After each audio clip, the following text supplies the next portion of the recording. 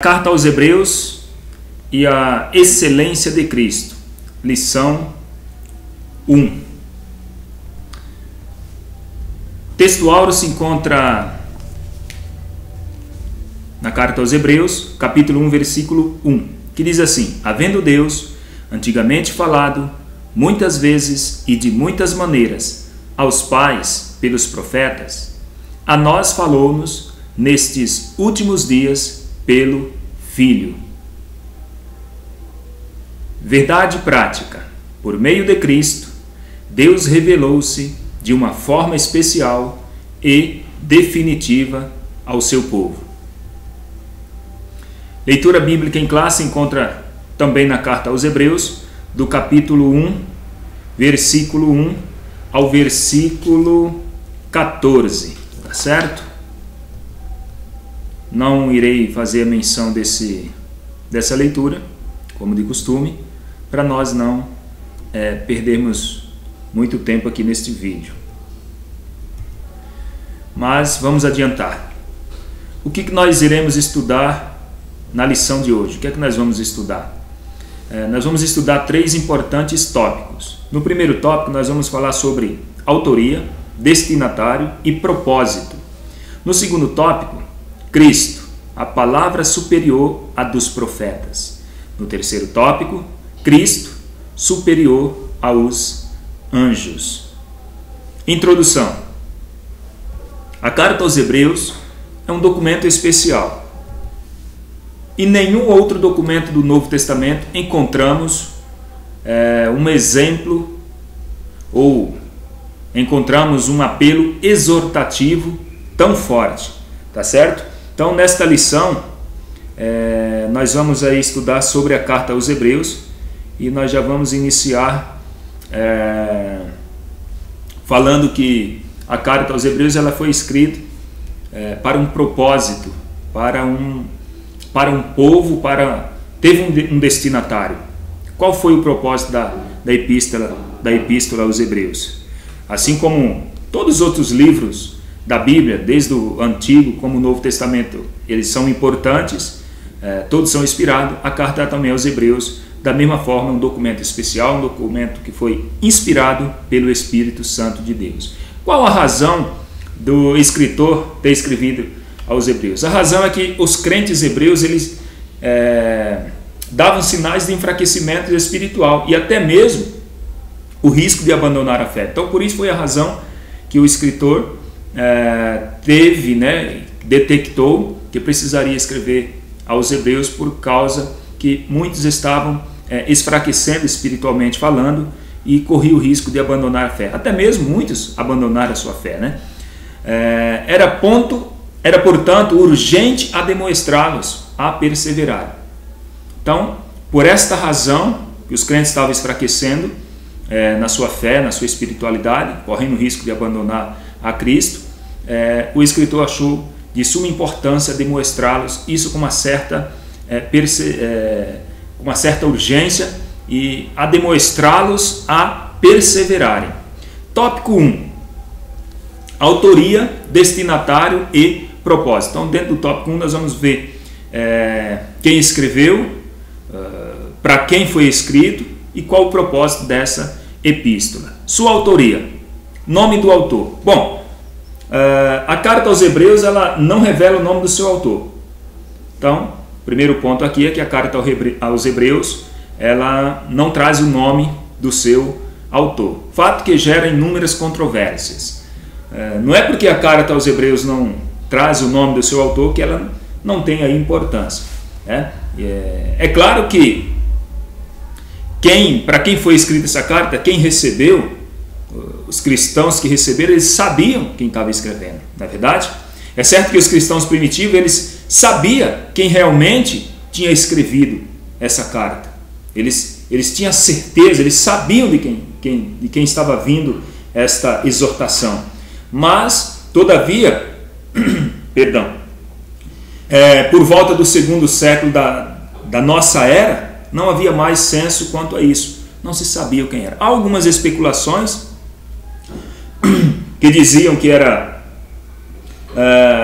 Apolo, outro sugeria que foi Lucas, enfim, há aí algumas indicações, digamos assim.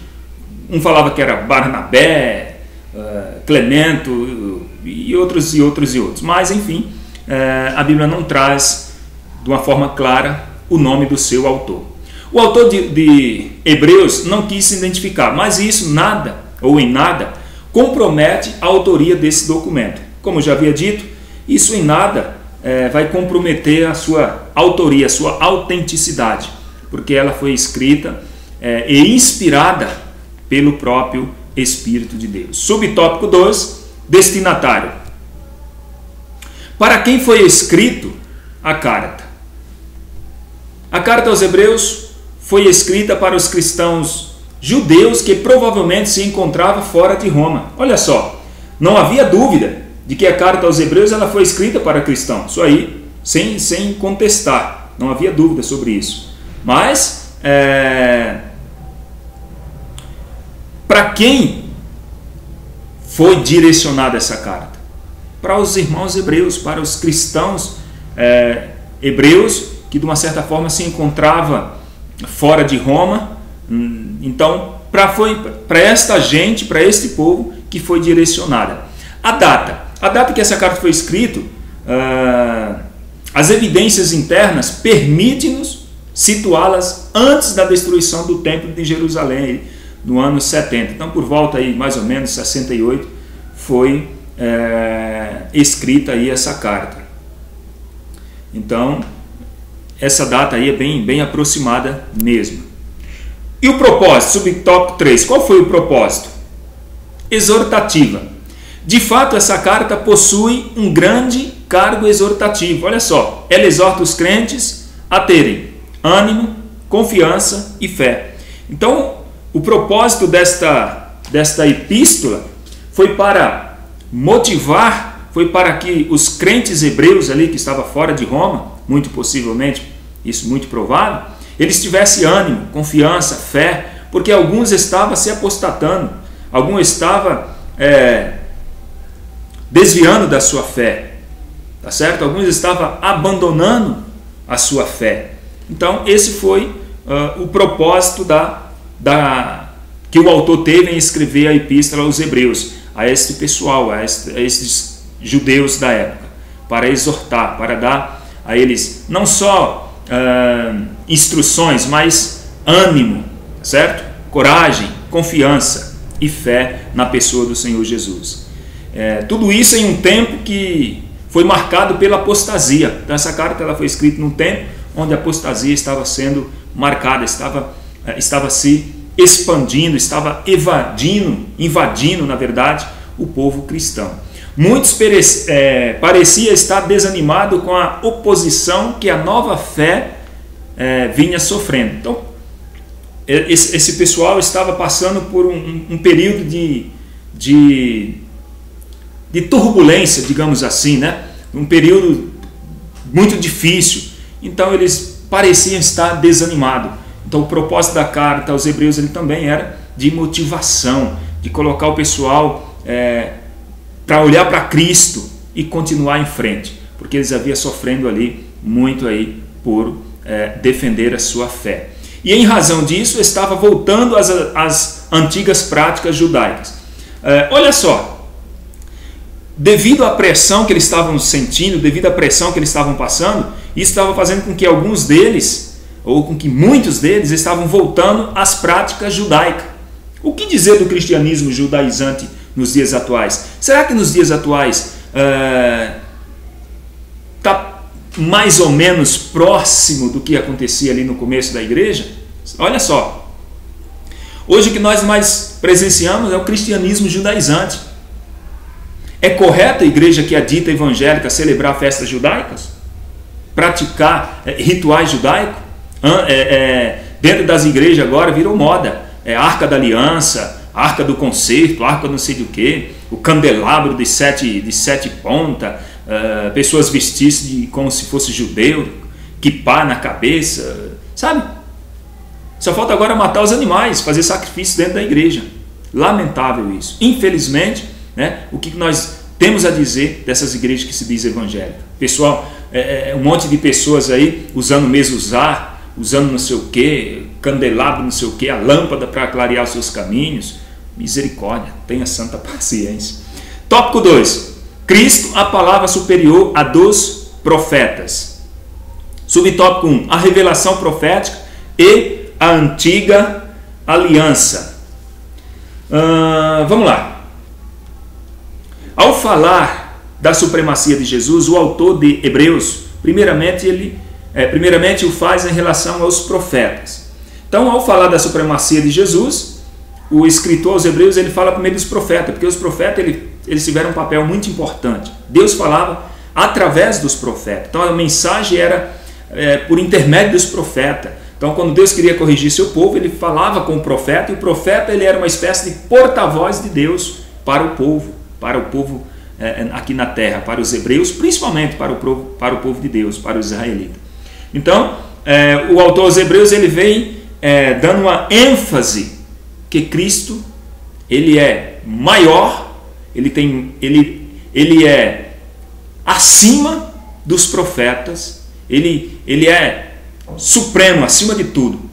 Primeiramente, ele é o nosso Criador. Então, Deus falou no passado pelos profetas. Olha só o que diz Hebreus 1. Havendo Deus, antigamente, falado muitas vezes e de muitas maneiras aos pais pelos profetas, a nós falou-nos nestes últimos dias pelo Filho. Então, aqui o escritor aos Hebreus, que é o texto aí do nosso textuário, o textuário dessa lição, diz que Deus ele falou, diversas maneiras, muitas maneiras, aos pais pelos profetas. Só que nos dias atuais, ele fala por intermédio do seu Filho Jesus Cristo. Então o autor mostra um Deus que revela o que se comunica, o autor ele mostra um Deus que se revela, que se comunica com os seus. Deus em nenhum momento da história deixou o seu povo sem orientação. Então o escritor aos Hebreus ele vem trazendo a luz, digamos assim, das coisas que antigamente na velha aliança, como o próprio escritor fala, era sombra das coisas futuras. Então ele traz Jesus como a imagem expressa de Deus, como o ser supremo, como o próprio Deus. Cristo é o próprio Deus. E os sacrifícios de animais que era feito na velha aliança, sangue, de bode, essas coisas, ele vem trazendo à luz, dizendo o seguinte, que essas coisas, o sangue de animais, de sacrifício, eles eram sombra do passado, das coisas futuras, sombra das coisas vindouras, e que sangue de bode, sangue de touro, de carneiro não purificava a mente humana, não perdoava, não tinha poder para perdoar pecado. Mas na nova aliança, na pessoa de Jesus Cristo, que é maior do que os profetas, do que os anjos, do que tudo e todos, o sangue dele perdoa pecado, purifica a mente, limpa a alma e nos dá direito à vida eterna. Porque Cristo é o sumo sacerdote eterno. Ele fala e fala sempre o que é necessário. Então Deus, ele fala e continua falando o que é necessário. O autor ele vem mostrando isso. O escritor aos Hebreus, ele diz que Deus ele falava, mas continua falando o que é necessário. Hoje é por intermédio da revelação de Jesus Cristo, através de sua palavra, em comunhão ou em concordância com a sua palavra. Cristo fala através da sua palavra, Cristo fala com nós. Deus fala conosco através de Cristo, em concordância com a sua palavra. Subtópico 2, a revelação profética e a nova aliança. Então nós falamos da velha aliança, que Deus falava antigamente através dos pais, falava aos pais através dos profetas. Só que agora é a nova aliança, a revelação profética agora e a nova aliança, que a nova aliança, diz o escritor aos Hebreus, que é muito maior do que a primeira, muito melhor do que a primeira. Haveria necessidade de uma segunda aliança. Aos cristãos da nova aliança, Deus falou por intermédio de seu Filho. Nós já lemos isso aqui, Hebreus, na verdade ali é Hebreus 1:1, tá? Ali está 11:1, eu Esqueci de corrigir esse erro de digitação ali. É Hebreus 1:1. O uso das expressões havendo Deus falado é entendida que Deus falou de forma completa nos dias do autor. Todavia, não significa que Deus não falaria mais diretamente com ninguém. Então, não é porque havendo Deus falado, isso não quer dizer que Ele não fala mais com nós, com a sua igreja, com o seu povo hoje. Ele fala sim. Deus continua falando. Jamais Deus se calou, jamais Deus ficou sem falar, jamais Deus ficou sem dar orientação para o seu povo. É claro que no período interbíblico, Ele ficou 400 anos sem falar, mas entendemos que esse sem falar não quer dizer que Deus não estava no controle, que Ele não estava orientando, porque quando você quer uma direção, Deus ele não precisa levantar alguém para falar com você qual é a direção. Ele pode falar diretamente no teu coração, no teu entendimento, qual é a direção. O Espírito profético, que é o Espírito de Cristo, que é o Espírito Santo, continua dando à igreja hoje a percepção do plano e vontade de Deus para o seu povo. Então, o Espírito Santo, que é o Espírito de Cristo, ele continua dando à igreja a direção. Continua dando à igreja, continua orientando, dando ordens, ademoestrando a sua igreja, o seu povo, tá certo? Isso sempre em consonância com as Escrituras. Então, Cristo fala através do Espírito Santo, baseado na sua palavra, direcionada na sua palavra. João 14, 26, lá fala que o Espírito Santo ele faz lembrar tudo aquilo que Jesus falou. Então, se eu não estudo, se eu não leio a Bíblia, se eu não tenho comunhão com Deus, como o Espírito Santo vai me fazer lembrar o que Jesus falou? Não, o Espírito Santo não me faz adivinhar, ele me faz lembrar. Então, o Espírito Santo ele fala com a sua igreja, com o povo de Deus, ele fala com seus filhos ainda hoje. Então, está aí as referências, 1 de Pedro 1:11, Romanos 8, 9 e 10, João 15, de 26 e 16, 13, depois você confere aí, tá certo? Subtópico 3, Cristo, a revelação final. Vamos lá. O objetivo do autor aqui, ou seja, do escritor aos Hebreus, o objetivo dele aqui é, evidentemente, mostrar que Cristo é o clímax da revelação profética. Então, o escritor aos Hebreus ele vem trazendo aí o objetivo específico é que Cristo é o auge, o ápice da revelação profética. Tudo apontava para Cristo, as profecias apontavam para Ele. Ele é a revelação final, tá certo? O ministério profético na antiga aliança era de importância ainda, claro. Olha só Amós 3,7. Certamente o Senhor Jeová não fará coisa alguma sem ter revelado o seu segredo aos seus servos e profetas, tá certo? Então os profetas eles tinham uma importância muito grande. Então, o autor aos Hebreus vem falando que ele não vem diminuindo os profetas, não, pelo contrário, ele vem mostrando que Deus falava antigamente através dos profetas, mas que na nova aliança, agora o ministério do Filho é muito maior do que o dos profetas, tá certo? Então o silêncio profético, portanto, era o quê? A pior forma de castigo que poderia vir ao antigo Israel. Então, quando Deus se silenciava, isso era uma forma, os israelitas entendiam que era a pior forma de castigo que Deus poderia estar trazendo para eles. Então os profetas eram importantes, era muito importante, mas só que nem se compara de longe a importância da relevância que se for comparado com Cristo. Cristo é o ápice desta revelação. Cristo, ele é o próprio Deus, ele é o Filho de Deus, gerado por Deus. Os profetas eram importantes, claro, mas a relevância deles estava muito longe daquela possuída por Jesus Cristo, o Filho de Deus. Então, os profetas eles eram importantes, só que a relevância deles nem se comparava daquela possuída por Jesus Cristo, porque Jesus era o próprio Deus, ele conhecia tudo, sabia de tudo e sabe de todas as coisas. Os profetas eram apenas o quê? Servos.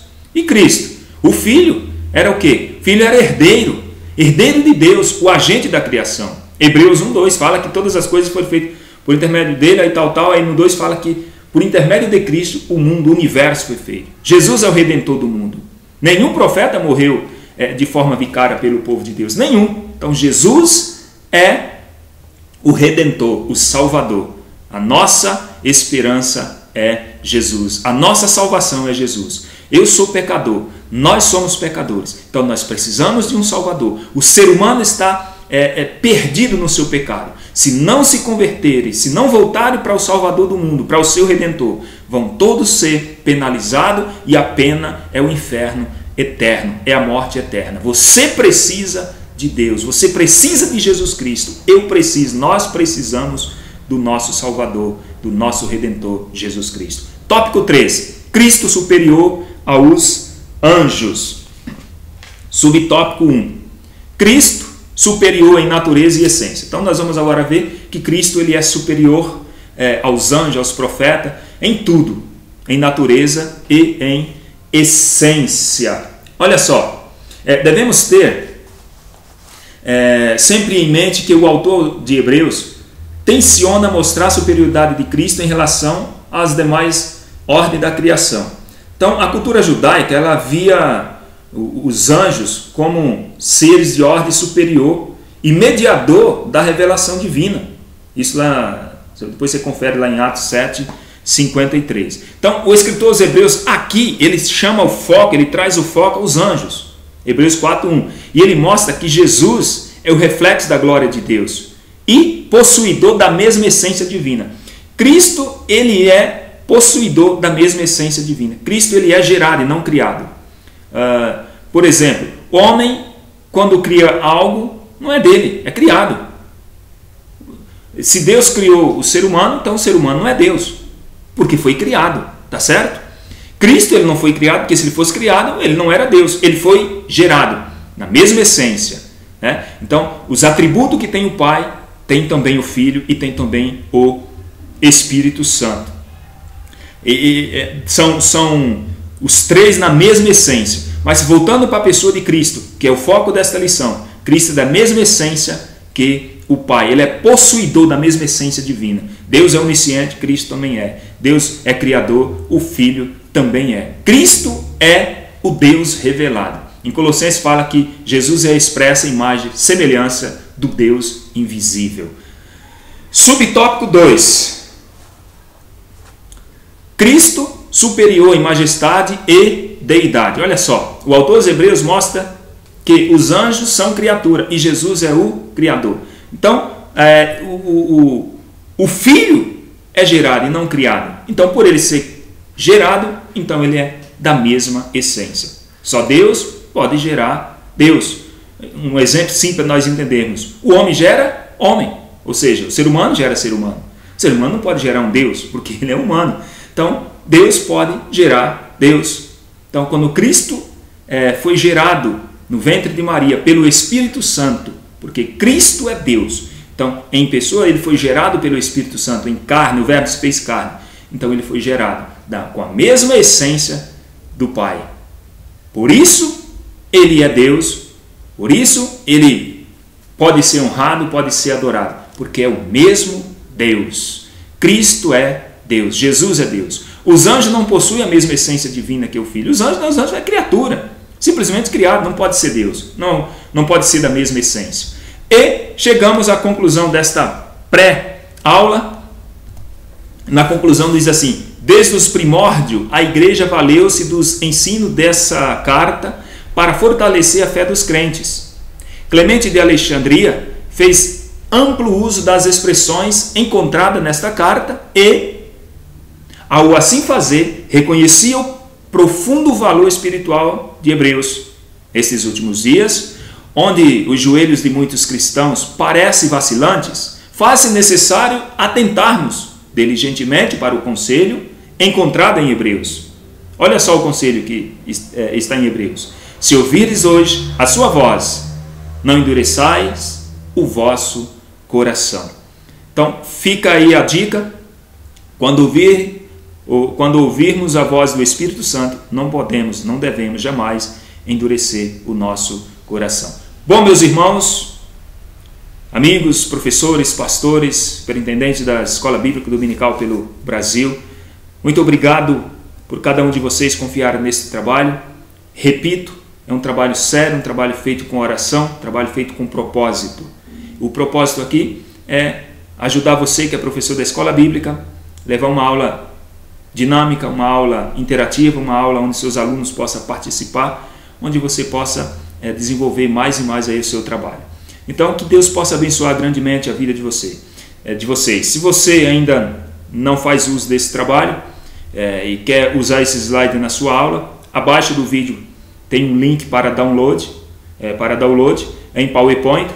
Você pode baixar aí no seu computador e leva para a sua igreja e faça bom uso desse trabalho, que Deus possa abençoar. Se você não tiver um data show na sua igreja, talvez seja uma igreja pequena e não tenha condições de comprar um data show, você pode pegar uma TV de LED na sua, ou sei lá, emprestada com um irmão, com alguém, e faça uso na sua igreja, que eu tenho certeza que Deus vai abençoar. Todos os irmãos aí que fazem uso desse trabalho, que Deus abençoe, que esse ano 2018 seja um ano de colheita para as nossas vidas, concernente à obra de Deus. Que Deus nos abençoe grandemente. Eu fico por aqui, um abraço forte para todos. Tudo isso nós fazemos dentro do reino de Deus, se for da vontade dEle.